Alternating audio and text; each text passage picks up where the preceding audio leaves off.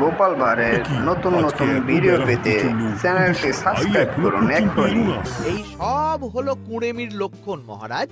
আপনি একদিন যারা যারা দেরি করছে তাদের চাপকে দেবেন, তাহলেই সব সিধে হয়ে যাবে।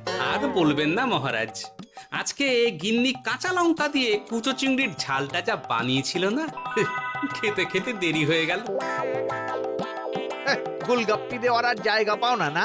বিশ্বাস করুন, সত্যি খুব ভালো রান্না করেছিল গিন্নি, তাই আবার আরেক হাঁড়ি ভাত চড়াতে বললাম। আর সেটা খেয়ে আসতেই তো দেরি হয়ে গেল। আরো এক হাঁড়ি? মহারাজ কিছু মনে করবেন না, এই পাঠশালা বন্ধ করে সব গুছিয়ে তাপে এলাম। সুপ্রভাত মহারাজ। সুপ্রভাত মহারাজ। প্রভাত আজকে আর শুনেই, তোমরা সবাই এত কুঁড়ে হয়ে গেছো যে কি বলবো। মহারাজ, এই কুঁড়েমির আসল কারণ হচ্ছে চর্বি। কথায় আছে, যত বেশি চর্বি তত তাড়াতাড়ি মরবি। আপনি কি বলতে চাইছেন মন্ত্রী মশাই, যে আমি তাড়াতাড়ি মরে যাব আর আপনি মজা দেখবেন? ঠাকুর ঘরে কে, আমি তো কলা খাইনি ব্যাপার হয়ে গেল। গোপালের একদম মোক্ষম জায়গায় আঘাত লেগেছে, যাকে বলে ওই আঁতে ঘা। তুমি বেশি কথা বলো না বৈদ্য, ছুঁচ করে চালুনির বিচার। হ্যাঁ, বৈদ্য তো দেরি করেই এসেছে। আমার মনে হয় প্রত্যেককে এমন ভাবে প্রশিক্ষণ দেওয়া দরকার যাতে তারা একটু চনমনে হয়ে ওঠে। হ্যাঁ মহারাজ, তাহলে আগামীকাল থেকেই শুরু হোক ব্যায়াম আর অস্ত্র শিক্ষা। হ্যাঁ, কুঁড়ে থাকলে রাজ্যের কোনো বিপদ আপদেই সভাসদেরা কাজে আসবে না। ঠিক বলেছেন মহারাজ। তাহলে আর দেরি কেন, চলো সবাই এখনই আমরা মাঠে যাই। এই তো মহারাজ ভরপেট খেয়ে এলাম, এখনই মাঠে? ওসব অজুহাত দিয়ে লাভ নেই, চলো চলো চলো।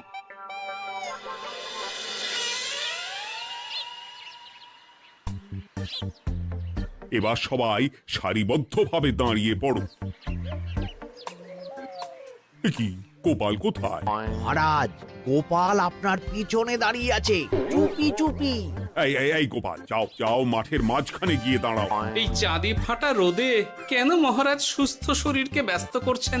এইসব বাজে কথা শুনতে চাই না। শুয়ে বসে থেকে শরীরের কি অবস্থা করেছো? শরীরের নাম মহাশয়, যা সবে তাই সয়। তুমি যাবে না, তোমাকে এক্ষুনি বরখাস্ত করব। কি জ্বালা! যেখানে আমার সব কাজ বুদ্ধি দিয়েই হয়ে যায়, সেখানে গায়ের জোরের কি দরকার? হ্যাঁ,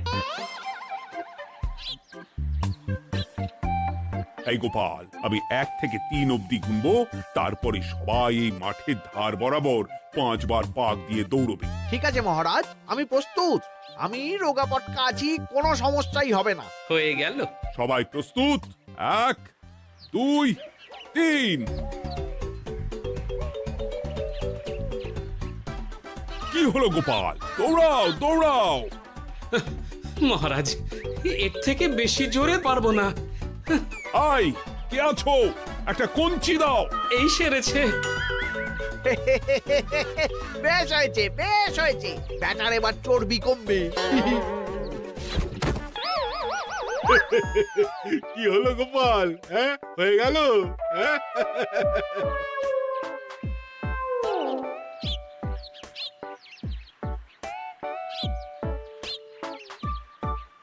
এই উল্টে উঠি, আমাদের দাদু উল্টে গেছে। হ্যাঁ, তাই তো দেখছি। চল চল গিয়ে দেখি। উফ, চেহারার কি অবস্থা বানিয়েছো গোপাল, হ্যাঁ? এতটুকু দৌড়তে গেলেই চিটপটাং। তাড়িয়ে দিন মহারাজ, এরকম বেঢপ চেহারা সভাসদকে আমাদের দরকার নেই। না না, তা বললে হবে নাকি গোপাল, তুমি এক্ষুনি বাড়ি চলে যাও, কালকে আবার মাঠেই দেখা হবে। এই দাদু বাড়ি চলো। ওরে বাবারে!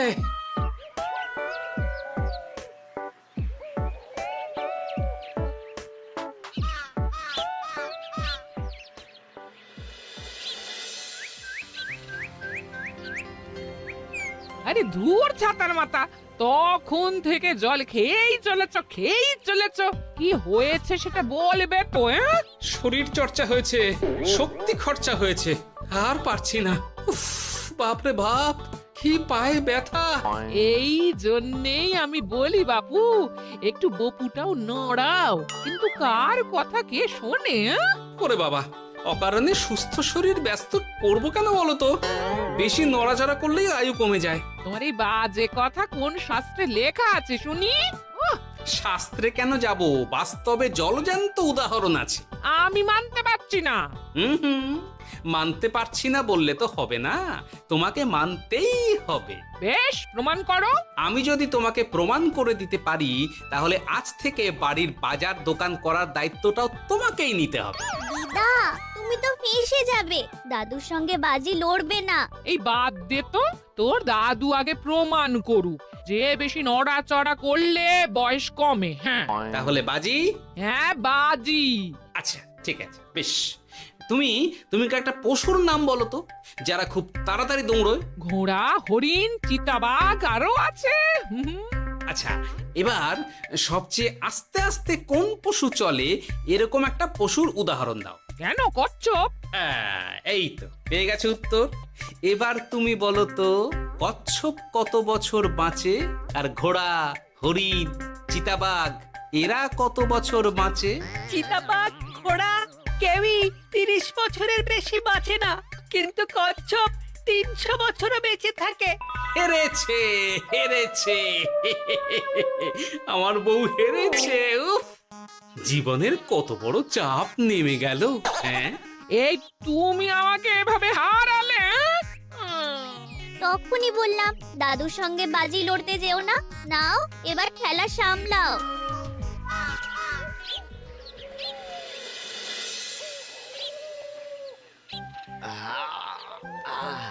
আরো ভালো করে মালিশ কর। আজকে ছোটাছুটি করে পা দুটো বেশ ব্যথা ব্যথা করছে। কালকে তো আবার অন্য পরীক্ষা। আরে আমার হালকা চেহারা আছে, সব সামলে নেব। কালকে তো অস্ত্র চালনা হবে, কালকে আমি কাঁপিয়ে দেব। কাঁপাতে তো হবেই মন্ত্রী মশাই। আমরা আপনার শরীরে এমন ঘষা মাজা করে দেব না, মনে হবে আপনি না একটা জলযন্ত্র অস্ত্র চালনা করতে যাচ্ছে। বাস এই তো চাই। বাবারি, আস্তে আস্তে।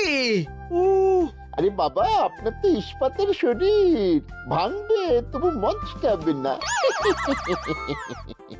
চিন্তা করছেন কেন? ভয় পাবেন না, ভয়কে জয় করতে হবে। আরে আরে আরে, তোরা আমার কথাটার সাথে করছিসটা কি? মানুষটা মরে যাবে তো। চিন্তা করো না গিন্নি।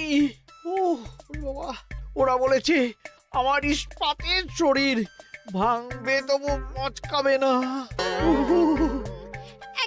একবার এই বুড়ো বয়সে হাত পা ভাঙলে কি সামলাবে শুনি? মন্ত্রী মশাই, আমাদের বকশিসটা দিয়ে দিন, আমরা কেটে পড়ি। বাবারে বাবা, দিচ্ছি। এনে এত খাটানোর পরে এতেই এখন খুশি থাক। হ্যাঁ,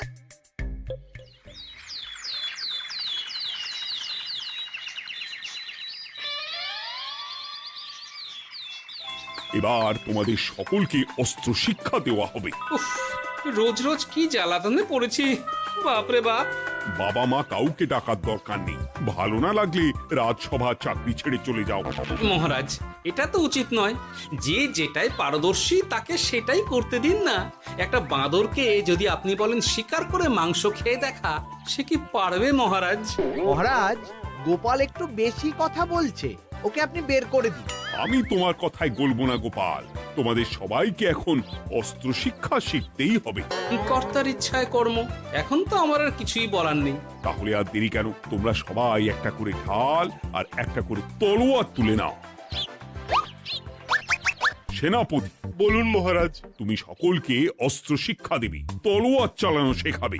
এক এক করে প্রত্যেকে তোমার কাছে যাবে, আর এক এক করে তুমি সবাইকে তলোয়ার চালানো শেখাবে। আচ্ছা মহারাজ, তাহলে ওই সবার প্রথমে চলে আসুন মন্ত্রী মশাই।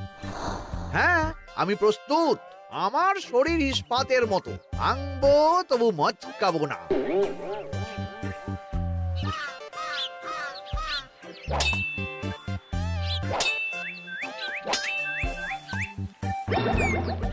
কি কেমন দিলাম? অত সহজ নয় সেনাপতি। আমি মন্ত্রী এমনি এমনি হইনি, আগে অস্ত্র শিক্ষা শিখে তবে মন্ত্রী হয়েছি। এটা কি হলো? হ্যাঁ, আপনি অস্ত্র শিক্ষায় পারদর্শী, কিন্তু আরো বিচক্ষণ হতে হবে। কারণ আজকে এই পাগড়ির জায়গায় আমি যদি তলোয়ার আপনার গলার দিকে চালাতাম, তাহলে কিন্তু আপনার এই ভবলীলা এখানেই সাঙ্গ হয়ে যেত। ঠিক আছে, ঠিক আছে, মনে রাখবো। এবার বাকিদের তো ডাকো। হ্যাঁ, এরপরে তলোয়ার চালানো শিখতে আসবে গোপাল। গোপাল দাদু, গোপাল দাদু। বাবা বাবা বাবা, গোপাল তুমি আবার দলবল নিয়ে এসেছো। হুম, দেখি তোমার কত দম। গোপাল, তুমি প্রস্তুত হও। হ্যাঁ হ্যাঁ, আমি প্রস্তুত। ওরে বাবারে, এ তো ভয়ানক চাপের কাজ, আমাকে বেশ বেগ পেতে হচ্ছে। সামলাও গোপাল।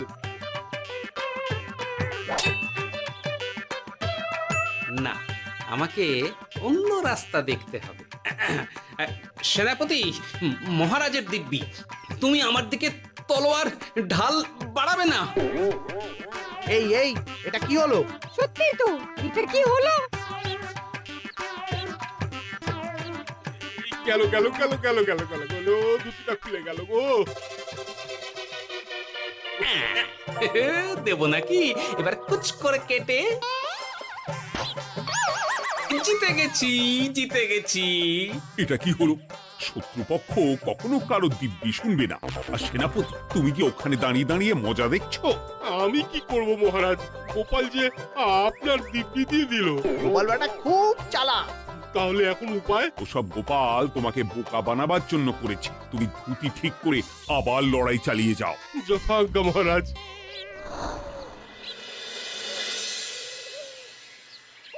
কিরে ন্যাপলা, তোদের দিদা আমার জন্য কি রান্না করে পাঠিয়েছে রে? এই তো ভাত, আলু সেদ্ধ, এই পুঁই শাকের ঝোল আর রুই মাছের ঝাল। আর তোদের যে তোষক, বিছানার চাদর আনতে বলেছিলাম, এনেছিস তো? ওই তো দাদু, পুটির গুলটে আর বাকিরা সবাই ধরাধরি করে নিয়ে আসছে। ব্যাস, তাহলে তার কোনো চিন্তা নেই। খেয়ে একটা জব্বর ঘুম দেব, কারণ এখানে যা রঙ্গ দেখছি তাতে বিকেল হয়ে যাবে। তলোয়ার শিক্ষা আজকের মতন এইটুকুই থাক। এবার শুরু হবে বল্লম শিক্ষা। সবাই আবার আগের মতন সারিবদ্ধভাবে দাঁড়িয়ে পড়ো। আহ, তোদের দিদা পুঁই শাকটা কিন্তু বেশ জব্বর বানিয়েছে। তোদের দিদার হাতের রান্নার কোনো তুলনাই নেই। আহা, কি স্বাদ! এ কি, গোপাল আবার কোথায় গেল? এই তো মহারাজ, আমি এখানে ওই পুঁইয়ের ঝোল আর রুইয়ের ছাল দিয়ে ভাত খাচ্ছি। এসব কি মাঠের মধ্যে খাওয়া? আরে শরীরটাকে তো রাখতে হবে। তাড়াতাড়ি খেয়ে এইদিকে এসো। আসছি আসছি আসছি। এবার আমি তোমাদের দেখাবো কিভাবে বল্লম নিয়ে তেড়ে যেতে হয়। দেখান মহারাজ।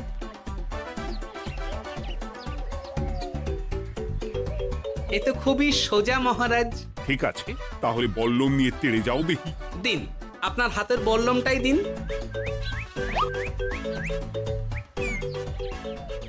আরে আরে, গোপাল তো মাঠ থেকেই চলে গেল। আমি ডেকে আনছি মহারাজ। আরে আরে, ও গোপাল, গোপাল, মহারাজ ডাকছেন, থামো থামো। মহারাজ বলেছেন বল্লম নিয়ে তেড়ে যেতে, তেড়ে গিয়ে আবার ফিরে আসতে তো উনি বলেননি। আরে, এ তো মহা মুশকিল। উনি এক্ষুনি তোমাকে মাঠে ফিরতে বললেন। সেটা আপনাকে বলতে পারে সেনাপতি, আমাকে তো বলেনি। আমি চললাম।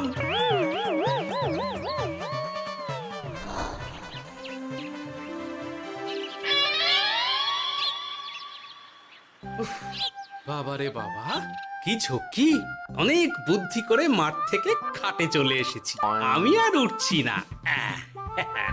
এ কি বলি, তোমাদের তো এখন অস্ত্র শিক্ষা নেওয়ার কথা। হ্যাঁ, তোমার বলা নেই, কোয়া নেই, অমনি বাড়ি চলে এলে। আরে বাবা, ওইসব অস্ত্র শিক্ষা মানেই সুস্থ শরীরকে ব্যস্ত করা, অসহ্য খাটনি, অযথা কষ্ট। কষ্ট করলে তবেই কেষ্ট পাওয়া যায়। হ্যাঁ, তোমায় আমি আগেও বুঝিয়েছি, যেখানে বুদ্ধি কথা বলে সেখানে দেহের শক্তি নীরব দর্শক গিন্নি। আরে বাবা, সে না হয় বুঝলাম, কিন্তু মহারাজ তো ভালোর জন্য সবাইকে অস্ত্র শিক্ষা দেওয়ার চেষ্টা করছে না। আরে বাবা, যার যা কাজ তাকে সেটা করালেই পারে। মহারাজ তো সেটা বুঝতেই চাইছেন না। আমি এখন ঘুমো।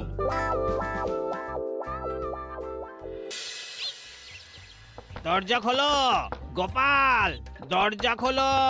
গোপাল, গোপাল দরজা খোলো বলছি। ব্যাস হয়ে গেল, একটু শান্তিতে ঘুমাবো তার জো নেই। দরজা খোলো গোপাল। বলুন মহারাজ। তুমি কি পেয়েছোটা কি গোপাল? রাজসভায় দেরি করে আসবে, তারপর অস্ত্র শিক্ষার সময় ফাঁকিবাজি দেবে, এভাবে তো আর তোমাকে মনে হচ্ছে রাজসভায় রাখা যাবে না। মহারাজ, গোপাল তো মুখের কথার লোক নয়, ওকে তাড়িয়ে দিই। কেন মহারাজ, আমি কি এমন মহাপাপ করেছি যে আমাকে তাড়িয়ে দেবেন? এই যে আমার কথা শুনছো না, এটাই তোমার অপরাধ। অপরাধ নেবেন না মহারাজ। পণ্ডিতের দায়িত্ব পুজো করা, সভাকবির দায়িত্ব কবিতা বলা, সাহিত্য চর্চা করা, আর আমার দায়িত্ব হাসি মজা করে আপনার মন ভালো রাখা। কিন্তু আপনি আমাকে জোর করে যুদ্ধের ময়দানে ঠেলে দিতে চাইছেন। এটা আমার ইচ্ছে। আমিও তো মহারাজ ইচ্ছে করলেই অনেক কিছু করতে পারি। চোখ বন্ধ করে লক্ষ্য ভেদ করতে পারি, শুধু বুদ্ধি দিয়ে। আরে বাহ, এত বড় কথা! তাহলে মহারাজ, ওকে বলুন পরীক্ষা দিতে। কি পরীক্ষা? আমি একটা ঘরে বর্ম পরে দাঁড়িয়ে থাকবো, তোমার হাতে অস্ত্র দেব, আমার মাথায় একটা আপেল থাকতে হবে, আর তুমি কিভাবে আমার মাথা থেকে ওই আপেল ফেলতে পারো দেখবো। এ তো খুবই সোজা। কি গোপাল, তাহলে লড়বে নাকি বাজি? হ্যাঁ, লড়তে রাজি আছি। তাহলে আজ রাতেই হয়ে যাক পরীক্ষা। যদি এই পরীক্ষায় উতরে গেলে তো ভালো, নইলে তোমার চাকরিটা গেল।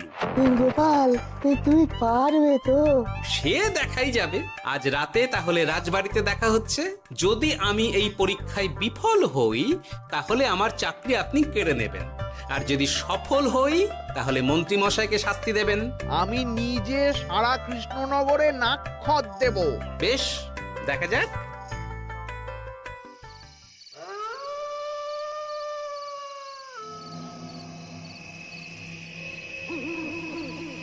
কি মন্ত্রীমশাই, ব্যবস্থা সব ঠিকঠাক হয়েছে তো?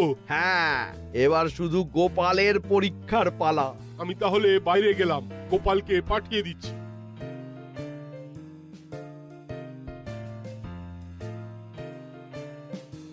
এবার যাও গোপাল, ঘরের ভিতরে যাও, দেখি তুমি কি করে মন্ত্রীর মাথা থেকে আপেল ফেলতে পারো।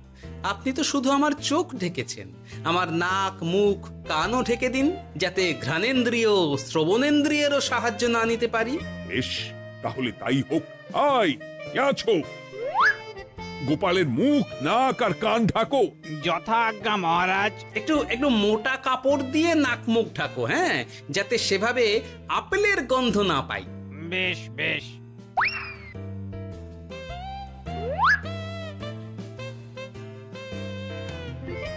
যাও গোপাল।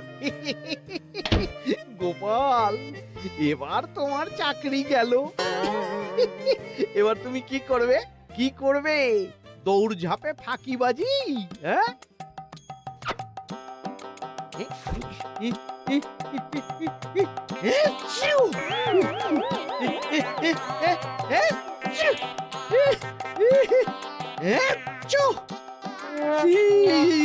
গেল গেল গেল গেল গেল, আপেল পড়ে গেল। আপেল পড়ে গেল? মহারাজ, এর মধ্যেই গোপাল আপেল ফেলে দিয়েছে। ঘরের ভেতরে চলো।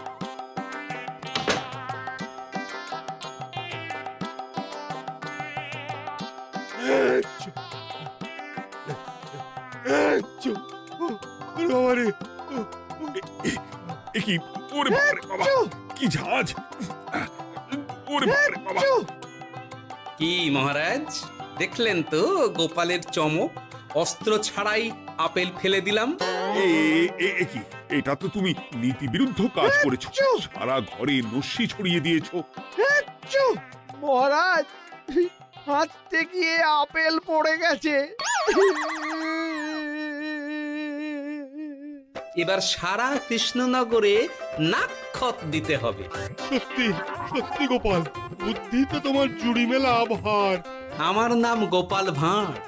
একটা কথা মনে রাখবেন, কেউটে সাপের লেজে পা দেবেন না, আর গোপালের কাজে বাধা দেবেন না।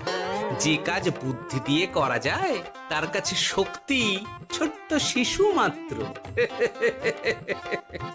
সত্যি গোপাল, আজ তুমি সেটাই প্রমাণ করে দিলে। আর আজ থেকে তোমাকে তোমার ইচ্ছার বিরুদ্ধে খাটাবো না। তুমি খাও দাও ভুড়ি বানাও। যার যা কাজ সে তাই করবে। যেমন এখন মন্ত্রী মশাই নাক্ষত দেবেন। হ্যাঁ, ভুল করে বাজি ধরে ফেলেছি, এখন নিজেই চাপে পড়ে গেলাম। তাহলে আর দেরি কেন? নাক্ষত এখন থেকেই শুরু হোক। কৃষ্ণনগরের রাস্তা শেষ হতে হতে সকাল হয়ে যাবে।